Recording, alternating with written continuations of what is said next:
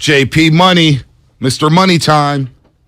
Although yesterday he couldn't cash a check. Wait a minute. There's only one JP Money. Oh, my bad. There's only one JP Money. My bad.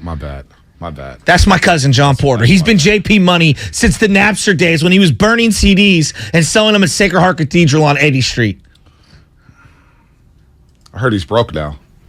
What? Napster. Real ones use LimeWire, Shasky. That's true. Hey, for real though, I found one of his mixes, just real quick. Remember when you used to burn a CD and you'd have all these different songs, but you didn't know what was on the CD? Oh, yeah. And it would be like, super hot hyphy mix or whatever. It's even going back. I found one and it was like 3-6 Mafia, Be Legit. Like it was a mix mash of just hitters.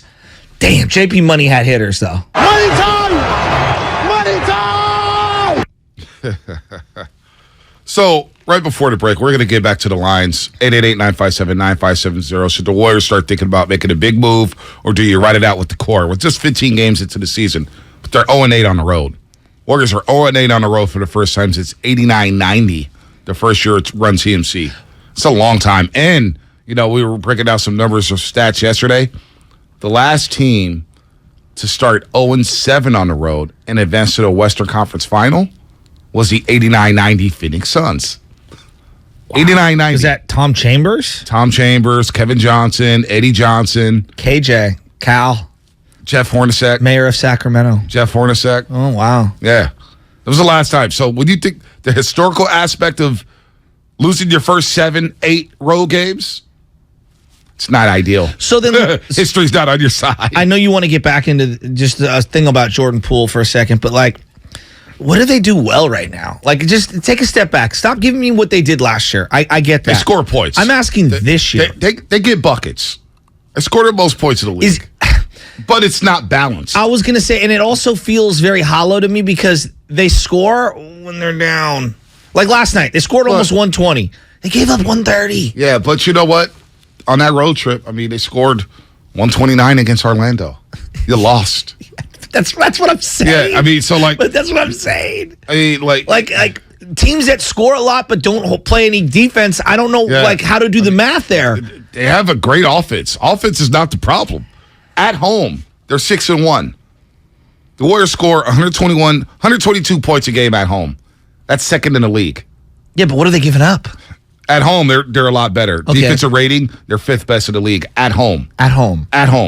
So we should schedule all the games at Chase Center. Yeah, let's get all 82 at Chase Center. So so they're a good scoring team. You'll be 75-7. So outside of being hopeful, right? And I know people are gonna say you're disrespecting them last year and they're the current champs and blah. I'm asking what they're doing good this year. What is giving you optimism this year? Because I look at you're talking about everyone going crazy about the bench. Mm-hmm. Kuminga, no idea whether he's ever going to play. If he's going to play a minute in the first half and none in the second half. He was out with an illness last night. Yeah, but I'm saying... And yet he was on the bench. I'm just talking about I know in general, but I'm just thinking... I was just saying it out loud just to let everybody know. He was out sick yesterday, but yet he was sitting on the bench. Yeah, I don't get that. And as I'm watching the coach of the other team wear a mask because, he's worried about CDC guidelines or whatever, maybe his own particular health. And you saw Dusty Baker wearing plastic gloves because he was worried about his own health. It makes no sense to me. I don't understand that. Moody, no idea where he's at. Jermichael Green, I don't think is very good. I think DiVincenzo's a contributor. I like him. I have no idea what I'm getting from Jordan Poole off the bench right now. When he starts, he looks good. When he comes off the bench, grab bag is it's just spin the wheel. I have no idea. You could say, Joe, he takes 3 shots. Joe, he takes 15 and he misses all of them. Right. I have no idea what to expect. So, that's what I'm saying. There aren't a lot of predictable things in a positive way for this team. Klay Thompson is clearly searching. Draymond Green, although I see at times he's there, it also feels at times he's going through the motions. And he feels a little clipped in terms of his emotions. Looney, I know exactly what I'm getting from Looney. I have no problems with Looney right now. He is not a problem on this team. Wiggins, I think, needs to be more of a focal point of the offense. Yep. Steph is amazing. That's not enough. No, it's not. They've got issues, man. It sounds like that's how you get to 6-9 to start the season. And the worst part is that's how you waste a guy who's one of the generational greats. Yeah, prime. That's a problem. He's playing at an all-time level, coming off a championship season. And when Joe Lacob's paying the tax that he's paying, you think he's happy? Like, I mean, they're paying it's just, the numbers are astronomical. We all know the numbers of the taxes and the salary cap and everything. You got players making $30 million a year. You know, you got max players all around this team. Do they need a shakeup?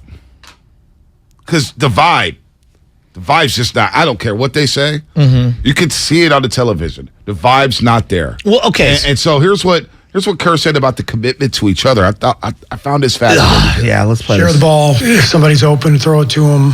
If somebody helps on a rotation, crack back and block out the big guy. If things aren't going well, somebody call the group into the foul line, get everybody together and motivate the group. All that stuff is missing right now. I saw a lot of hanging heads tonight. I think we're feeling sorry for ourselves, and nobody's going to feel sorry for us. So everyone can't wait to play us and kick our ass. We've had a lot of success and a lot of fun, a lot of joy, beating people over the years. And teams don't forget that. So they're having their fun now, as they should. I've always felt the game rewards you if you commit to the game. If you really compete together, shots go in, calls go your way, breaks fall your way. And we're not earning any of that stuff. That's why we're winless on the road. It's a pickup game.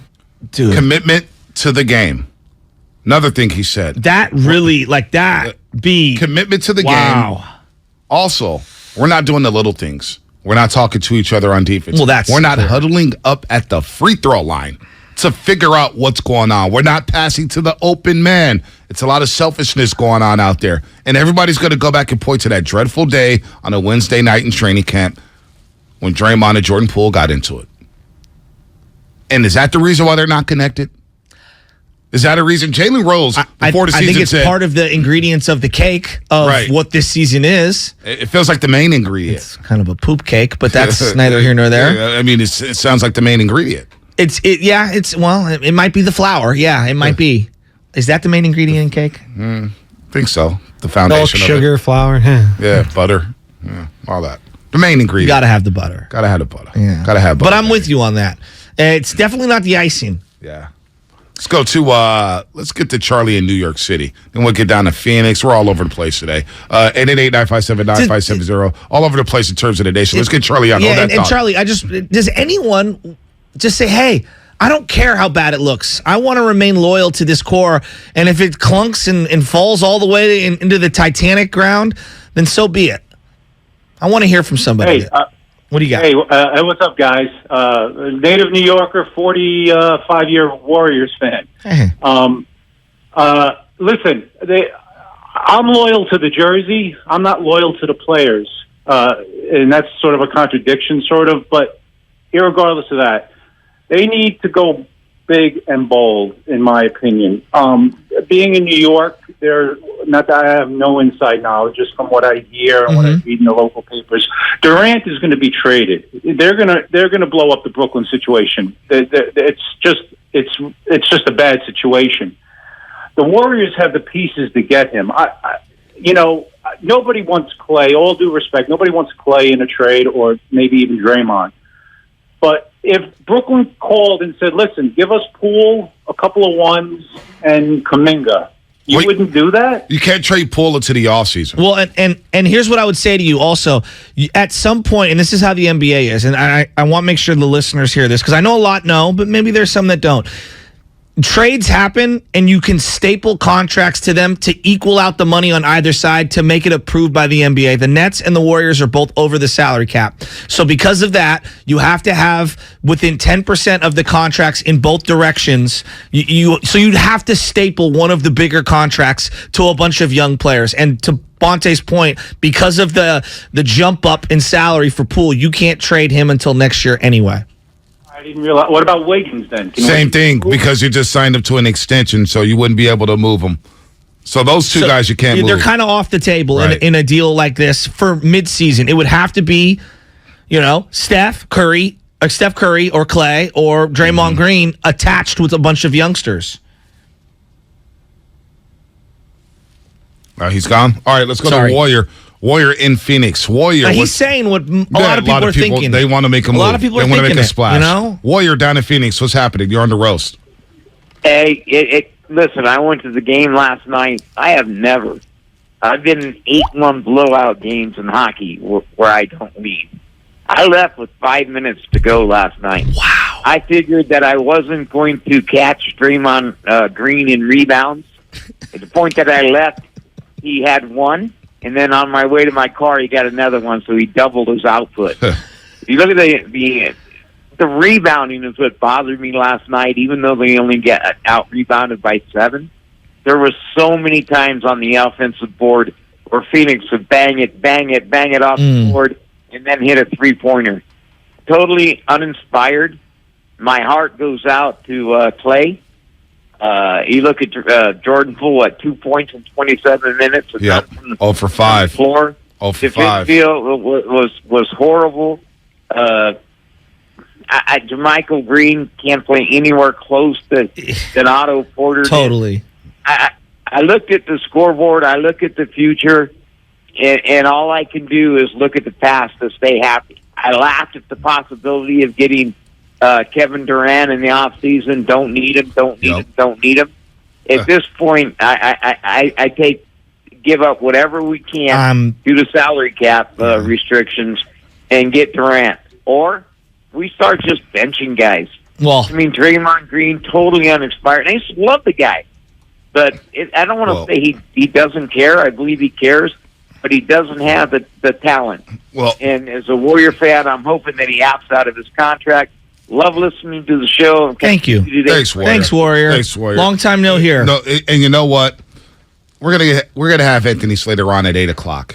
Anthony Slater, our 95.7 The Game Insider, will join us at 8:00, and he has a story today at The Athletic about Klay Thompson.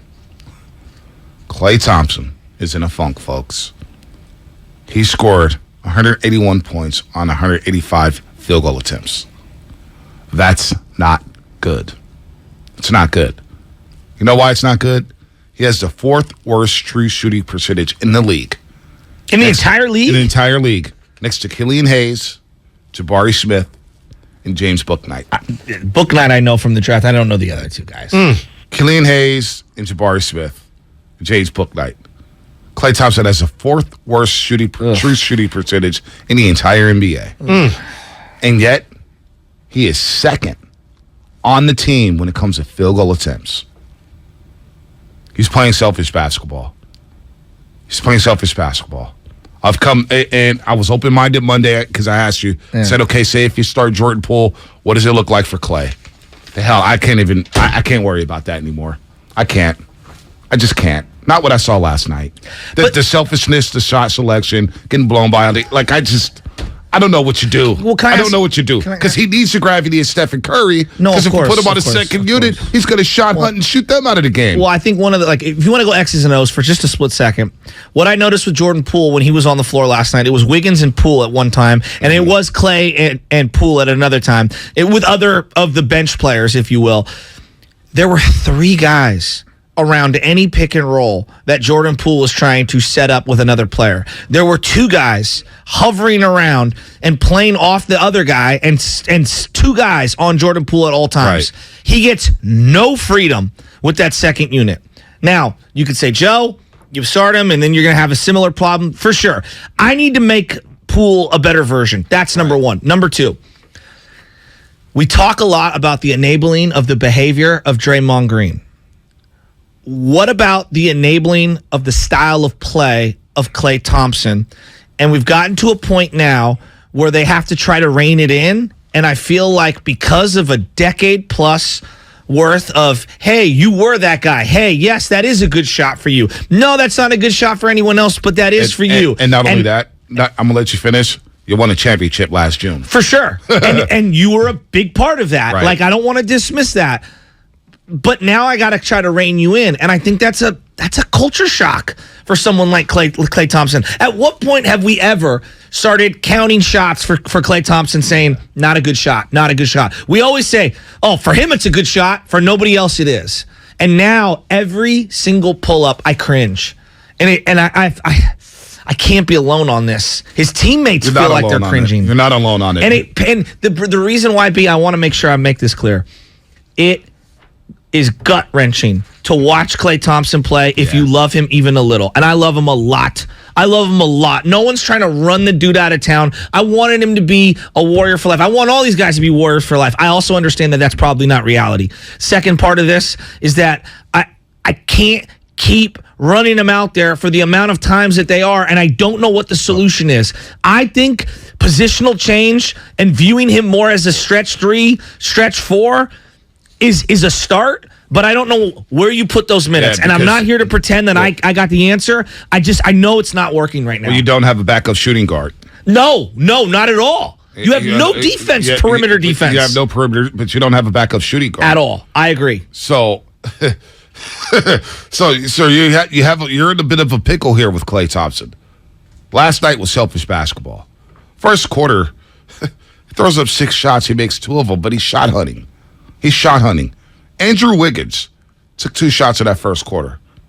And I'm thinking to myself, Wiggins has to be the second option. Ponce, the first 3 plays of the game, just for 1 second, I watched it back. The first 3 plays of the game were designed to get Klay Thompson going. Right, and he made 1 shot. But to me, like, we're doing way too much to get him going. I know. You got to keep the flow. That's not the flow of the Golden State Warriors. And that's where I'm going at. You're forcing This is deeper than him just not playing well. There's everyone on the court trying to get this guy going, and then when it doesn't go, it sinks them even more, because not only are other guys not getting their looks, there's a vibe and the aura. It's just it's clunk. Curry on holding Klay accountable for his tough start. It's a tough balance of trusting him to do exactly what he is capable of doing, what we know he's capable of doing, being himself, in the sense of Klay Thompson shots have always been, ones that you wouldn't tell anybody else to really take, because of his skill set and the work that he puts in. And he's had, slow starts before in seasons, but the biggest thing is, again, I tell JP this, tell Klay this, tell myself this, like, you have to let the game come to you.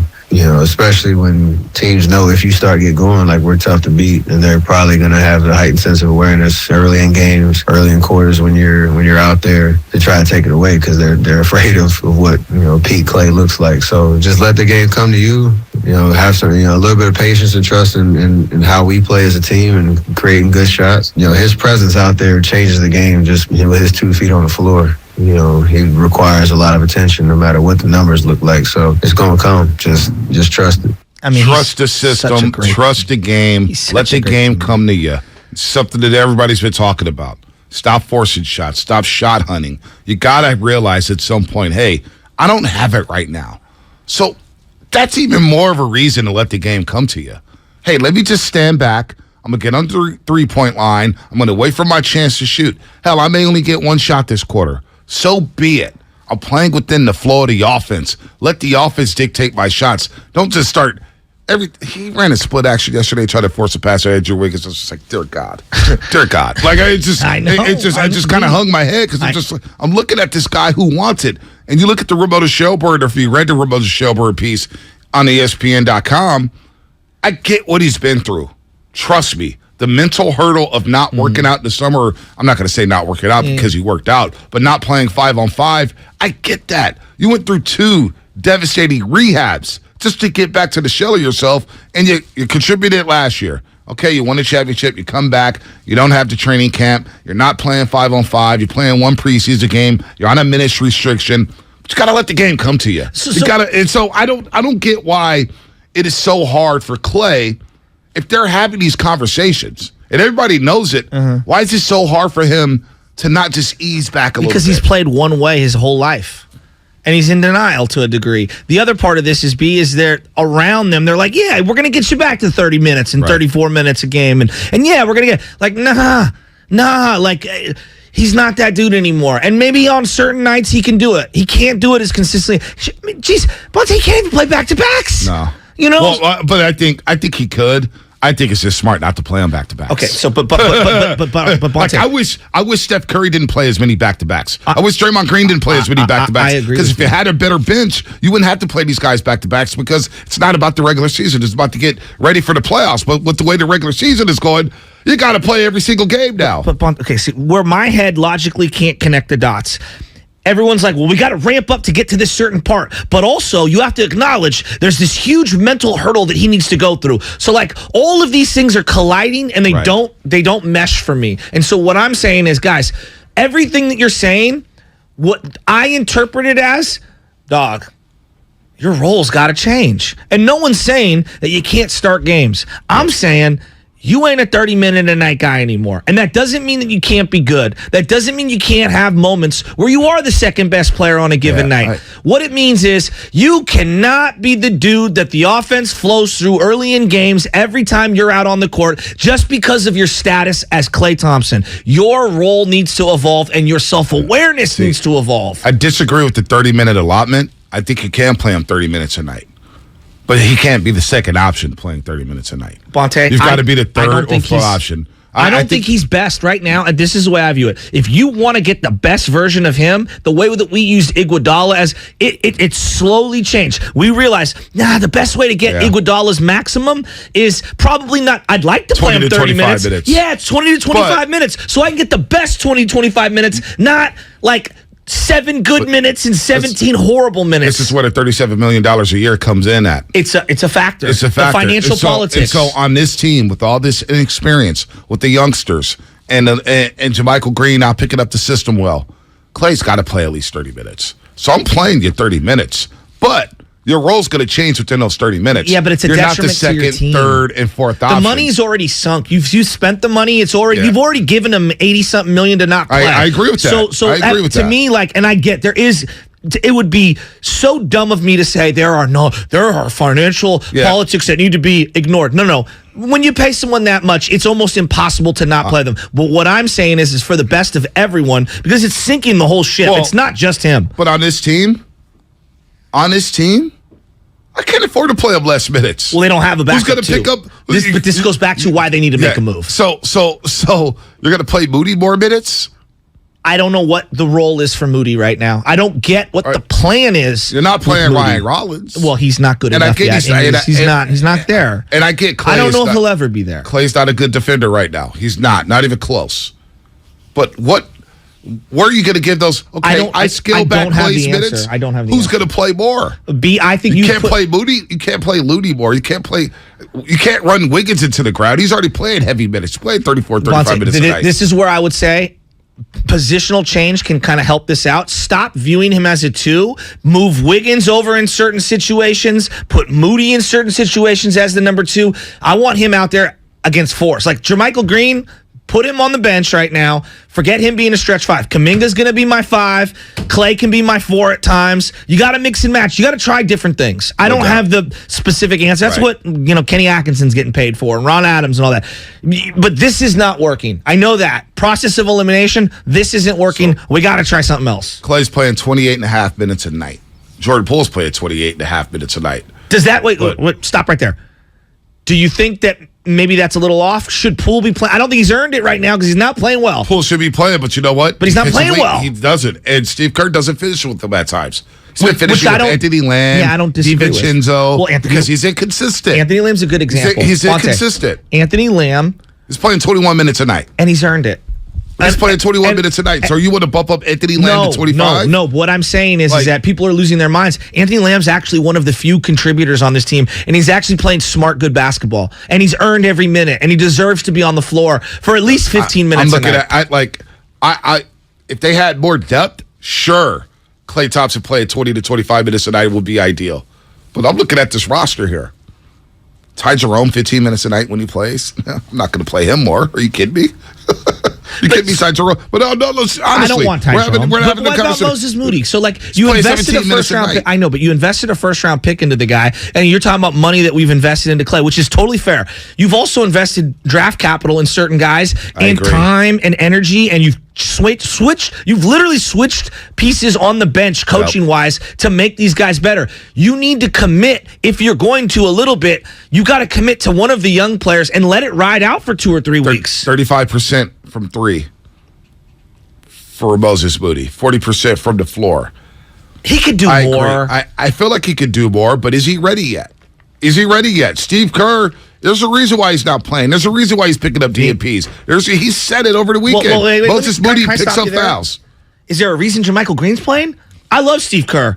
I don't agree with Jermichael Green playing. I think Jermichael Green's not very good. You need some size and physicality. You need some size and physicality. You know what? I would rather watch Kuminga struggle than watch Jermichael Green struggle. I'm not disagreeing with that. All right? I think Kuminga brings more to the table. So me and Kirk can disagree on that particular one, and I'm not Kirk's champion. He's one of the greats of all time. But I just disagree on that personnel decision. Yeah, that's his philosophy, but I'm with you. I wanted to see Wiseman Kuminga together. Yeah. And just let them play through it. Yeah. Let them play through it.